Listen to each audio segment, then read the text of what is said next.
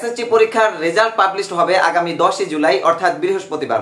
আসসালামু আলাইকুম প্রিয় এসএসসি পরীক্ষার্থী 2025। এই মুহূর্তে সারা দেশে প্রায় 19 লাখেরও বেশি শিক্ষার্থী আগ্রহ নিয়ে বসে আছে যে রেজাল্টটা কবে পাবলিশ হবে সেই তারিখটা শোনার জন্য। আর তোমাদেরকে সবসময় বলি যে টার্গেট ইউনিভার্সিটি 25 চ্যানেলে যদি তুমি নজর রাখো, তোমার আর কোথাও তাকানো লাগবে না, কোনো ভুল নিউজ পাবা না, সবসময় সঠিক তথ্য সবার আগে পেয়ে যাবা।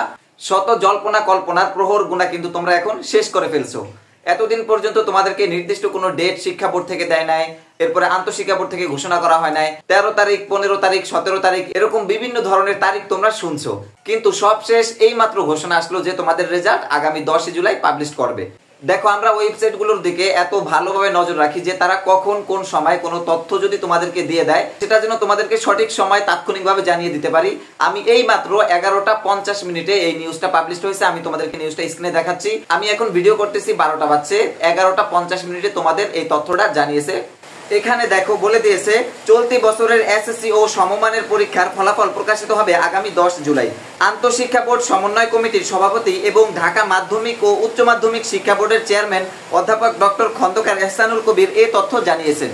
তো বুঝতেই পারছো যে ঢাকা মাধ্যমিক ও উচ্চ মাধ্যমিক শিক্ষা বোর্ডের যিনি চেয়ারম্যান ডক্টর খন্দকার এহসানুল কবির, উনি এই তথ্যটা নিশ্চিত করেছেন যে আগামী 10 জুলাই রেজাল্টটা পাবলিশ করবে। এতদিনে তোমাদের এই রেজাল্টের তারিখটাই ছিল পেন্ডিং অবস্থায়, যে কোন তারিখটা শিক্ষা বোর্ড থেকে অনুমোদন দেওয়া হয়। অবশেষে সেই 10 জুলাইকেই অনুমোদন দেওয়া হয়েছে। তো প্রিয় শিক্ষার্থী, আর কোনো কথা বলার নেই, আগামী 10 তারিখ তোমাদের রেজাল্টটা পাবলিশ হতে যাচ্ছে অবশেষে। আর আমার চ্যানেলে ইতিমধ্যেই রেজাল্ট কিভাবে চেক করবা মোবাইল দিয়ে, এরপর মার্কশিট সহ কিভাবে দেখবা, এসএমএস এর মাধ্যমে কিভাবে দেখবা, সবকিছু নিয়ে একটা ভিডিও আছে। ওই ভিডিওর লিংক আমি এই ভিডিওর ডেসক্রিপশন বক্স এবং ফার্স্ট কমেন্টে পিন করে রেখেছি, চাইলে সেই ভিডিওটা দেখে আসো। আর 10 তারিখের জন্য অপেক্ষা করো।